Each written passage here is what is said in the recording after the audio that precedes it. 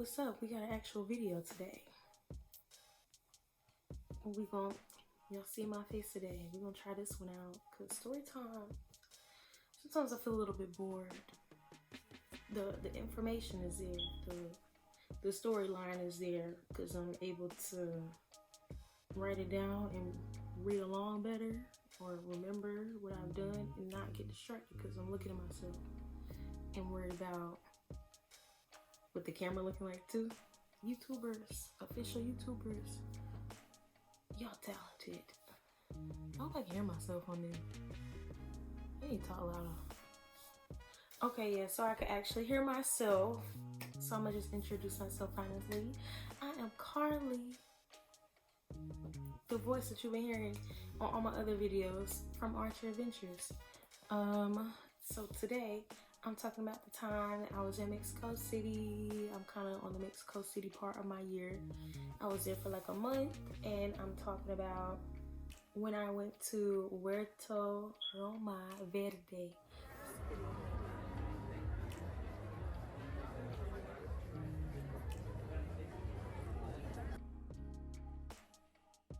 It's like a garden, kind of like a community garden, but also they focus on like recycling, conservation, saving the earth, which is why I named this, or I'm gonna name it, something like with the hippies. I was definitely with some hippie type, save the earth type people that day, and I did not expect that. I just walked around like I have been walking around a lot in Roma, and I saw a sign called Fama Fest, F-A-M-A Fest, and the flyer looked real cute, so I was like, I should go. All I did was walk maybe like, okay, maybe 5 blocks back, and then there the place was. Like, you can't miss it because it looks really different. Like, there's a school, and then like boom, there's the garden. And I know they have like a big sculpture made out of glass bottles, I think, or plastic. They saving everything, okay? So that specific day, I guess after reading about it, like researching it, what it was even for, because I don't speak that much Spanish, I just knew that place was like a Save the Earth type place. But apparently they were having like a whole month-long festival related to that cause. So I got my notes here so I don't forget anything. So yeah, I walked in. I don't think I had to pay anything, but they were having a market. Like, I saw a lot of people's booths set up, and they had it decorated all cute, like with not flyers, but like cloth.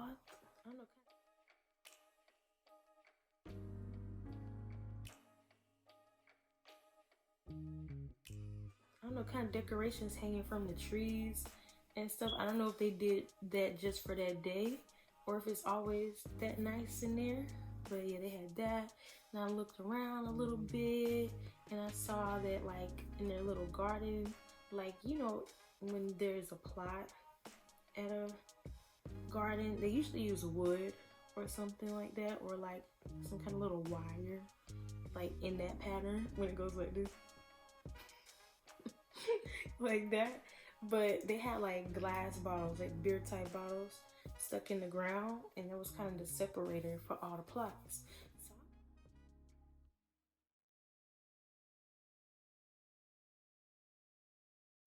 So I thought that was cute. I was like, wow, you see, everybody could be doing stuff like that, and it actually looked cute because the light will reflect off the blue or the green or whatever other color bottles they had out there. Pretty much I was just seeing what they had. I think first I walked around the market part. There was a guy out there selling tequila, and I was like, okay, I didn't want to try the tequila because it could have been spicy that day. And I don't think I ate much before I went out there. I'm like, I don't need my stomach rocking like nothing, because who knows where the bathroom is out there. Or just, I wasn't trying to walk around that thing drunk. I think he said just try a shot. I'm like, not an empty stomach, not good. And so there was like artisans out there, people selling any kind of crafts, like little sculptures, like probably stuff that they knit. Somebody made clothes. They were selling the clothes that they made. I'm sure jewelry, like the jewelry. If I see jewelry at a market, I want to buy it. But like in a lot of places, you can only use cash to get around. And I didn't really have that much cash on me, probably just a few dollars. And you never know when you might need it, so I couldn't even buy anything. Or the only thing I bought that day was some little cookies. Like I tried amaranth cookies that day, I remember. Because I was wondering what the flavor was, or what that, I was like, what's the amaranth? I don't think I had tried that little grain before. So I tried and it was good. It wasn't too sweet, and the texture was interesting, but it was good. I liked it. I think they were only maybe 50 cents for a pack, so that's good if somebody wants to be like vegan, vegetarian, gluten-free.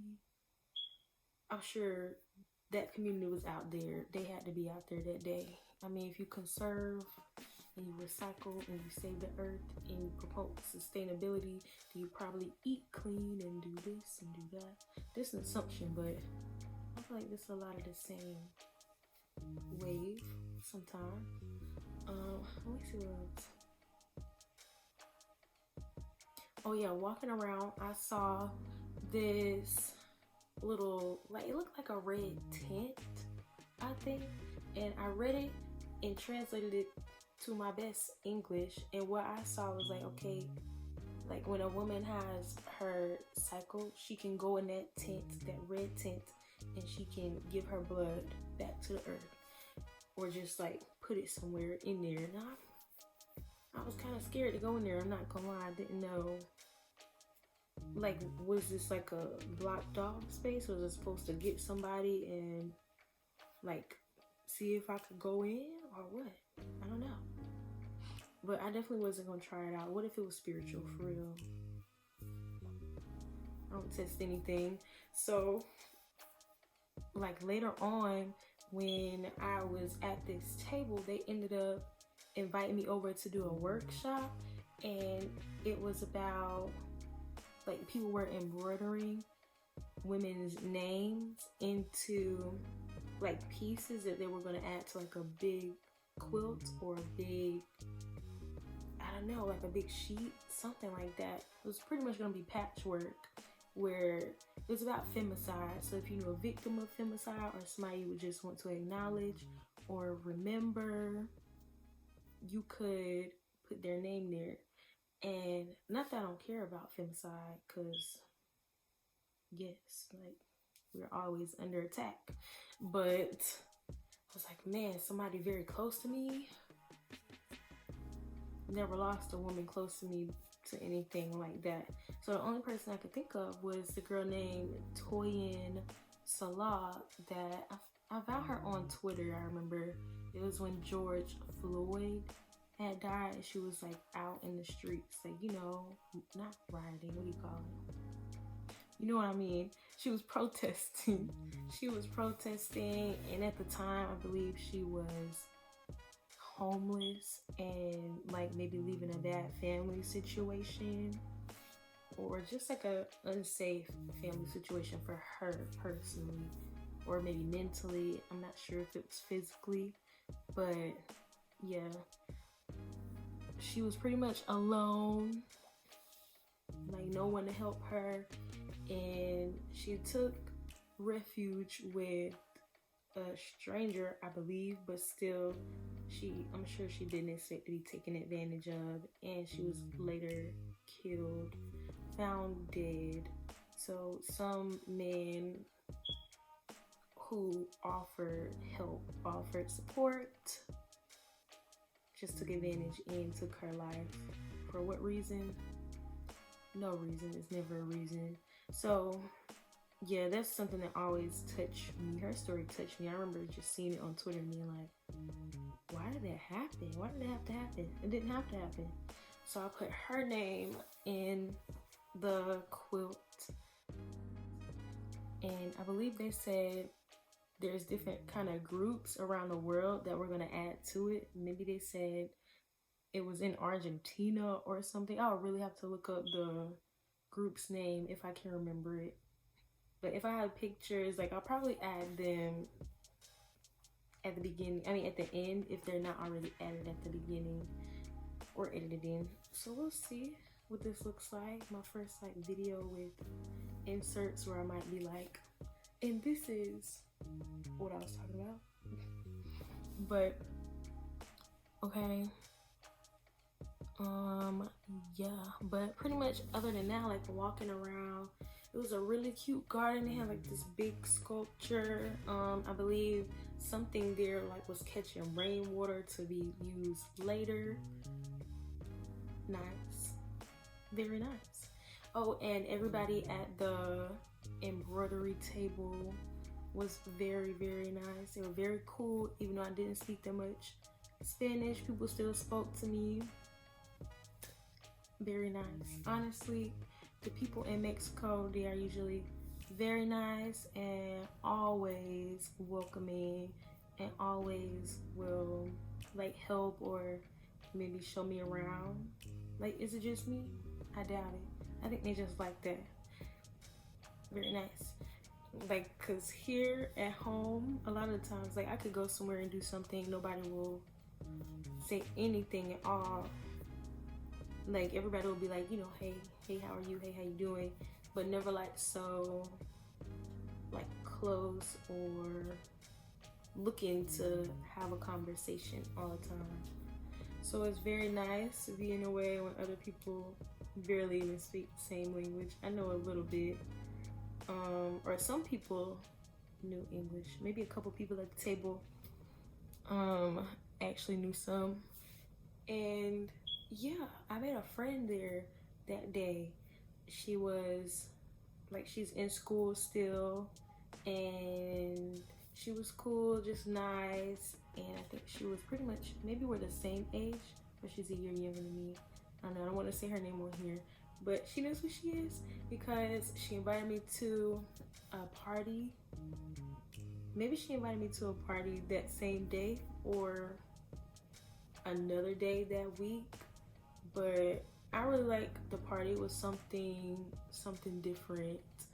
So we went in there and I don't know, it was like a big, like I swear it was shaped like this, and what the material that it was made out of, was it wood? Was it mud? Was it stone? Maybe it was wood. I think it was wood. So went in there and I quickly realized where I was. I was like, wait a minute, this is not my usual scene, but I'll try it out. I'll try it out, see what's new. And I was happy to like actually go out, and that might have been my first time actually going out and doing something other than going salsa dancing in Mexico City, so that was cool. Yeah, the music that they had, I believe the theme of the party was something about vibrations, something about a frequency. Maybe it was a frequency, feel the vibes party, because you know, I walked in, everybody's dancing like,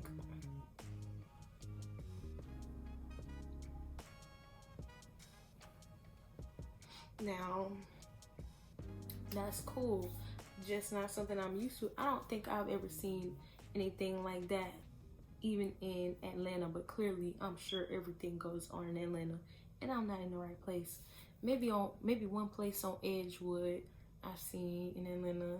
It's like the place with the big red door, and then you had to go downstairs.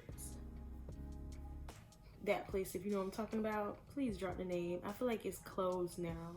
But yeah, you went down there and like it was smoke everywhere, foggy. Like if you didn't have on the right shoes, I wouldn't suggest even going down there.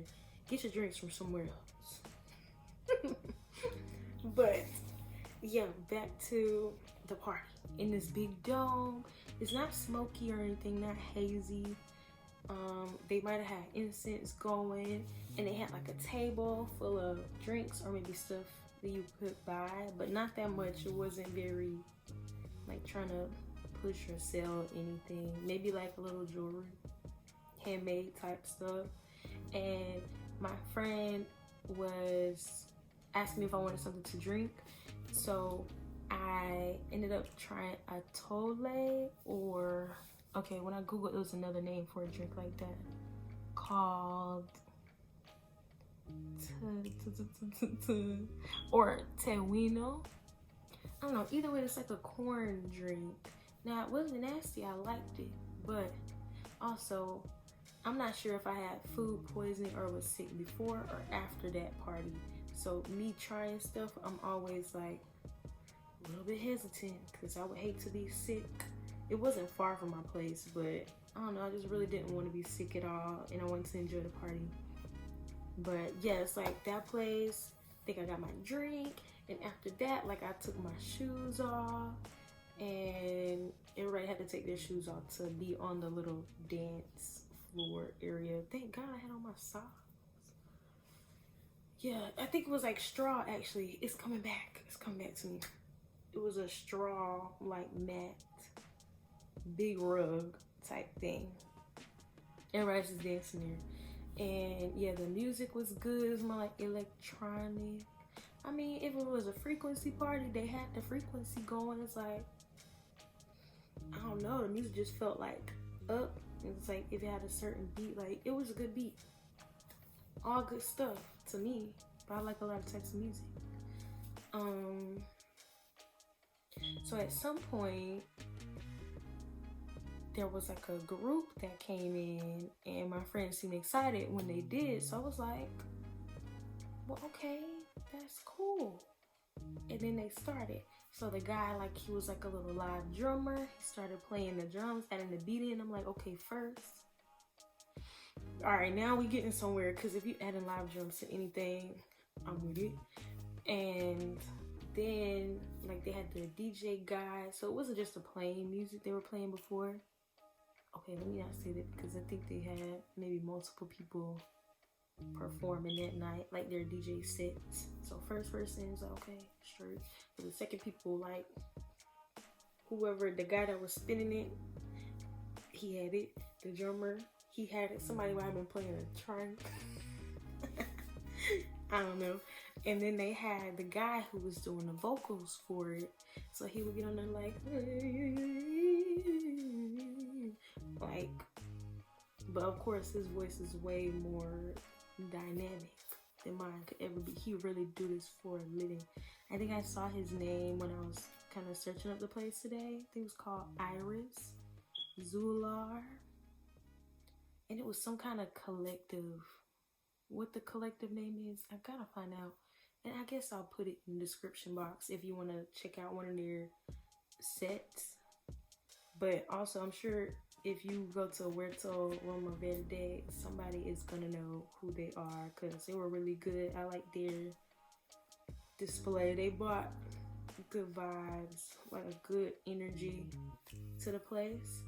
And like, I know the music be good, so I feel like when I'm in a high frequency type place like that, just like the first time I went to Timbre party, if you're looking for an Afro house, black people, African essences in there, but also like just like house too. Timbre party, go to Timbre party in Atlanta. I was in there like, by the time it was over, because like I was like, ooh, I don't know. It was something. I was like, was y'all speaking to the ancestors in me?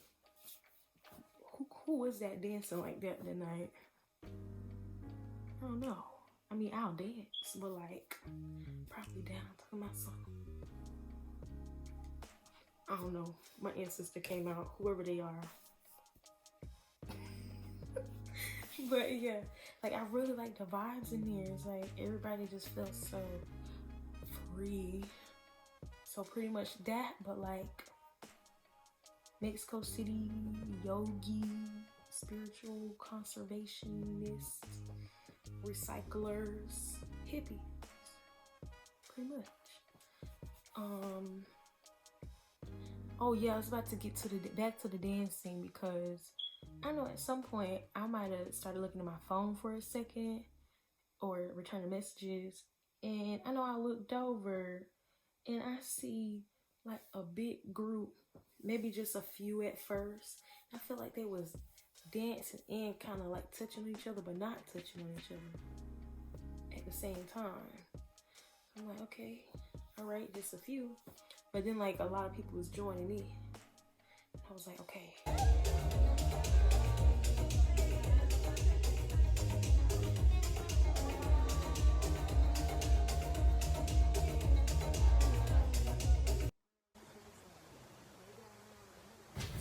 One of them got down there and she said,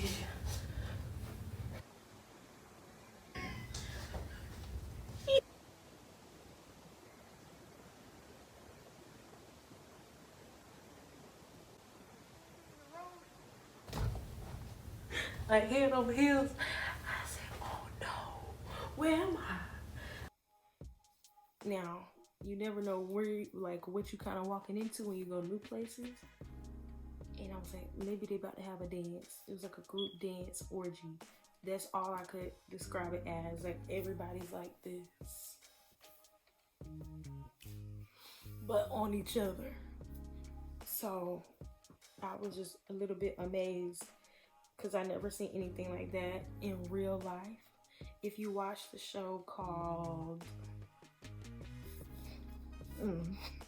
the show on Netflix where there's like maybe 8 of the siblings and they all were spread out around the world and they have different kind of powers. No, maybe not powers, but yeah, and they're all connected to each other. I gotta find this. Maybe it was actually called 8. But okay, what else about it? I will say the party was nice and I felt good and I was happy to be invited out and I made a friend and I tried something new. This is what Archer Adventures is about. Go live your life. Go have an adventure. Live it up. Do something you don't usually do. Just do anything. Yeah, I'ma just say I had a good time. And actually, like, I went back to Mexico City at another point this year. And I may not do like a full video on that unless there was, let me think. I think I did do some different things that time. Especially because I was a little bit more accustomed to the city. Yeah, I was more accustomed to the city. So, yeah. Oh, yeah. I think I'll just put all that in the window because it's too much for Mexico City. I stayed there for a month, which is like this trip. And then later on, I think I went back for a week or 2, maybe 2 weeks. The next time I went, which was in like June, July. But yeah, I'll talk about more.